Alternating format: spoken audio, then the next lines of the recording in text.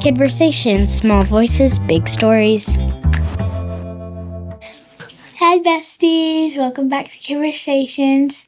My name's Remi, and let's welcome Carla and Jaxon. Hi. What made you decide to work with dogs instead of a different job? So I have actually worked different jobs, of course, over the years, but in my opinion, the Lord gives you talents to use and for his glory. And I've kind of tried to put off training for a few years now. I've kind of put it on the back burner thinking that maybe I'm not supposed to do this or whatever. But then, people keep pushing me to do it. I have great dogs. I have all these glorious things, sitting in front of me at my lap. And it just kept coming to my mind, the Lord gave you these talents for a reason. The Lord gave you these talents for a reason. And I thought, okay, well, that's what I'm going to do. So right now I'm going even more full force into training canines because I feel like in every avenue of everyone's life, they're given a talent to use to glorify the Lord. And this one happens to be mine.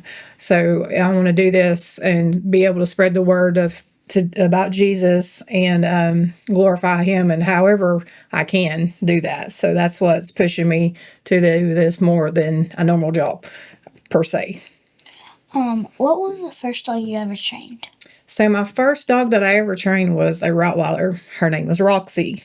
And I had her for, she died 1 month before she turned 15. And she was so fun to train. I've always bred dogs and horses. Those are my main things. So Roxy was very special to me, and I trained her to do all kinds of tricks. I put her in dog shows. I trained her to attack on command and all kinds of things at a very young age. So it's always been instilled in me. I just didn't really know it till now. Do police dogs go to school like kids do? Yes, they do. In a sort. I train my own dogs. I have a very special way that I like to train myself. And I have a group of people that we all train together, and because we all have an understanding of how we want our dogs trained. Yeah, they do go to school, and they go to school for a very long time. Basically, for the rest of their lives, they're always learning. What are the first things you teach a puppy? You try to get them used to sounds and stuff, so whenever they're older, they don't like loud sounds don't disturb them. If they're tracking somebody and they hear the sound, and not throw them off the scent or something. So you have to teach them to be comfortable around all sorts of stuff. Do boy or girl dogs work better? In the breeds that I use, it doesn't really matter. The males tend to be more dominant and kind of want to do their own thing a little bit.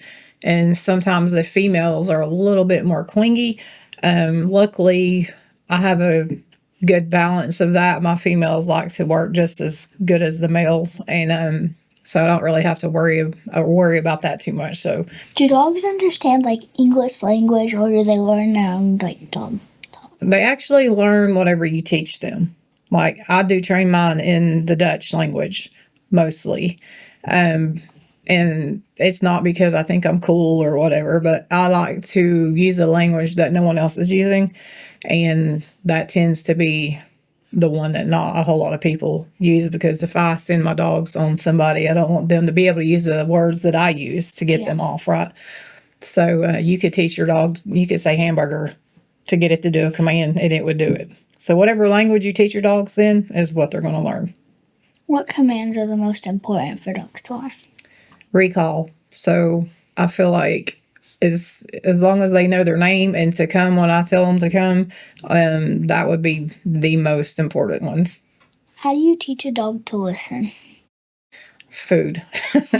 Mostly. Most of the time, food is a very good motivator. And if a dog's hungry, it knows that you are its food source, so it's going to automatically want to come to you when you say. And then that's how you instill the commands. Have you ever trained dogs that do not want to behave? Yes, all the time. Mine don't ever want to behave. I do. It's a little aggravating sometimes, but I like to find whatever the dog learns with the best, whether it be praise or food or a toy. So if you have to become the most important thing to the dog. So you have to figure out what makes that dog tick the best, and then use that to your advantage. How do dogs find missing people? Well, they kind of have like a color for person scent.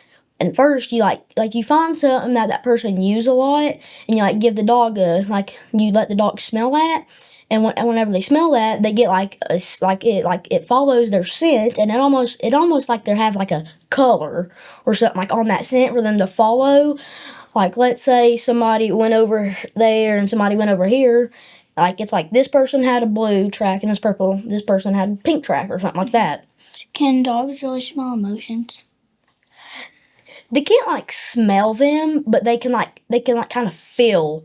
So people have endorphins, and whenever you stress or you're upset or whatever, if your dogs, some dogs, not all dogs, but some dogs can tell a difference, and they may react to that. So yes and no. How do dogs sense if you're going to have a seizure? So, okay, I'm going to use an example, and then I'll tell you how I trained for that, or did train for that. So I have a friend that his son had a lot of seizures, and the dogs were raised basically around these people, so they knew them. But one day, Cinco specifically started reacting to the guy different, and he was like poking him with his nose in the back of that guy's leg, and I was like, "What are you doing?" And so it's kind of weird, but I knew something was up, but I just really wasn't exactly sure what was going on there. So I put Cinco up, and then we all went inside, went in our separate ways because they lived in the house near me, and all of a sudden Cinco just started raising Cain. Like he was so uncomfortable, and he had like a almost an agitated state. So I looked outside to see what he was, raising Cain about. And I looked, and that guy was sitting in his yard, and he was just sitting there in the yard with his elbows on his knees and his hands behind his head like this. And so I called them, and I said, "Is something wrong with him?" And the guy, and they went outside, and he had a seizure. So that told me right then that Cinco knew something was up with the guy that we didn't know, because in reacting with him earlier that day, the guy seemed fine to us, right? So whenever you're having seizures and stuff, like I mentioned, the endorphins and stuff, we like, if somebody's needing a service dog to be able to detect that before it happens, you take like cotton balls, and when they're having a seizure, and with rubber gloves on, you rub it on the back of their neck, and you put it in a container. And then you train the dog to be able to smell that scent. And the more they smell that, the more used to it they get. And then later on, the dog can smell that before the person even knows they're about to have the seizure.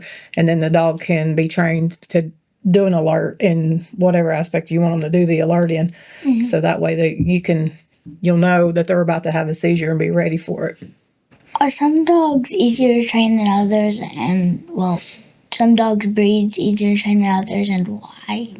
So, yes. And I will say genetics matter. So, in any breed, I'm big on genetics. So, my dogs make me look like I'm really smart. I can teach them to do something one time, and it seems like they pick up on it just like that. So, I love the Malinois, the Dutch Shepherds, and the German Shepherds the most. Mostly the Malinois and the Dutch Shepherds is what I like the best. Because in the lines that I use, They are very smart. They pick up on things, and their work ability is out the roof. If they like to work, then you've got it in the bucket. Yeah. So, but there are certain other breeds that are a little more stubborn. And hounds, to me, we clash. I don't have what it takes to train a hound. That kind of patience, I'd rather use a dog that wants to use its brain more than its nose. Does that make sense? Do canine dogs get to play, or is it all serious work? So my dogs, I want them to learn to be dogs. All my dogs, they run with me through the woods. They're raised around horses. They're loved. They're bathed. They're brushed. I take them to parks. I take them around all kinds of different people. It's very important to me that they know that when we're home, we're home. It's a relaxed time. And whenever they have their equipment on, their collars and stuff, it's time to work. Do you train just your own dogs, or do you do other people's dogs too? I do. I train other people's dogs also. I used to train other people's dogs more than just mine, but mine keep me really busy because I do have a lot of dogs. I think we're at 10 dogs and 8 puppies right now. So they're actually being trained right now. And the puppies, of course, they're not ready. But you want to elaborate on the puppies? The way she does it, if you buy a dog from her, you get like free training. If you buy it from somebody else and you want her to train it, that's gonna cost money. But if you buy the dog from her, you get free training for life and like stuff like that. And like we either sell them to departments or we just sell them to people and stuff like that. If a stranger walks up to a kid, what would a dog do? So it depends on the dog. What I like to train for all of my future canine dogs is for them to be very social and to be able to be around people. We do have some SRO dogs, which is school dogs, that can go into the school and find drugs and, find stuff like that. And they can be around kids. But I also have some that are not social. They'll be fine if you approach them, but you can't touch them. Do the dogs ever fight with each other? Yes. And it's to prove where they are in the pack because, with the dogs that I have and I let them run around together, I will say with the puppies, I love to leave them with the mothers. And the puppies are allowed to be around different mothers because the mothers teach them a whole lot that I don't have to worry about. The puppies that I keep, I pretty much keep them with the females for quite a long time because they teach them a lot of manners and respect. And on the totem pole, you have a dominant female, you have a dominant male. I don't let my males run around together like that after a certain age because they start trying to compete with each other to see who's boss. The females, they're not really that bad to each other, but they will let each other know who's boss. And then they teach the puppies the same thing. So it's a pecking order, and it works out pretty good so far. What kind of breeds of your puppies? What are the breeds? I have, so in the line of dogs that I have, they're KNPV dogs, which is a Dutch registry. And I like them better as compared to, we'll say the AKC, because I feel like they're stronger, healthier. And so that would be the Dutch Shepherd and the Belgian Malinois, which... what happens when a police dog retires? Normally here in the States, I believe that they go to their handler's house, especially in this area of East Tennessee. Most of the retired dogs go to their handlers. So do you actually have real drugs to train them, and how does that work? No, we're not allowed to have real drugs. So that is against the law. So we have what you call synthetics. and it's a whole lot, like it's so close to the same scent. How did you become a junior dog trainer? She called me one day and just said, "Do you want to come to training?" And I said, "Yeah." So, and I went to training with her. You've been addicted ever since. Yeah. Were you ever scared of big dogs? Oh yes, absolutely. He's actually been bit. A few times. Yeah, so The first time I got bit, it was by my great uncle's Dutch Shepherd. He was spraying the water hose and was showing me what his dog, because his dog would like jump up and try to bite the water. And he stepped forward, and I like took a little step forward, and the Dutch Shepherd came like around him and got me on this leg. Whenever you're around dogs like we have, you don't want to act like scared, but you also don't want to act like real like cocky or stuff like that, because the dogs can sense that, and if you're kind of like or it's like you don't want to do that. You kind of just want to be normal, but you don't want to be like, yeah, you definitely don't want to yeah. take off running. Yeah. What's your favorite command to teach a dog? My favorite command, probably bite. I knew you were going to say that. Like my dog Owen, his I'm still working on him. Well, working with him. I don't know why I said working on him. Whenever we'll be at training, I'll have him and I'll tell him his command word. It's hata. It's Japanese for flag. I don't know why I chose that, but every time I say it, everybody's like, "Did you say hot dog?" I'm like, "No." I said hata. Like if I say I'm running whenever I say it, so I'm going hata hata hata. I see you brought some equipment. Like, what do you use this for? Like this. This is called a tug. Like, it's just to kind of play with the dog or stuff. Like, it's like kind of, you just wave it. It's kind of like a ball, but like this. It's just like, it's a toy. Like, also, like, whenever you're training, you stick this in your back pocket or something like that. So if a dog is running at you and you know it's trying to bite you or something, you like throw this. So like you throw this somewhere so they bite this instead of you. So, like if in case if a dog was to get loose, you would have that as a backup that you can get the dog to grab that instead of your arm. But those are used it's a toy to the dog, and they love them. And this is we call these sleeves, and like they make them out of all sorts of stuff. They make real long ones, real short ones, and stuff like that. And they're made out of Kevlar, and they have Different levels also. and there's like different levels for different dogs.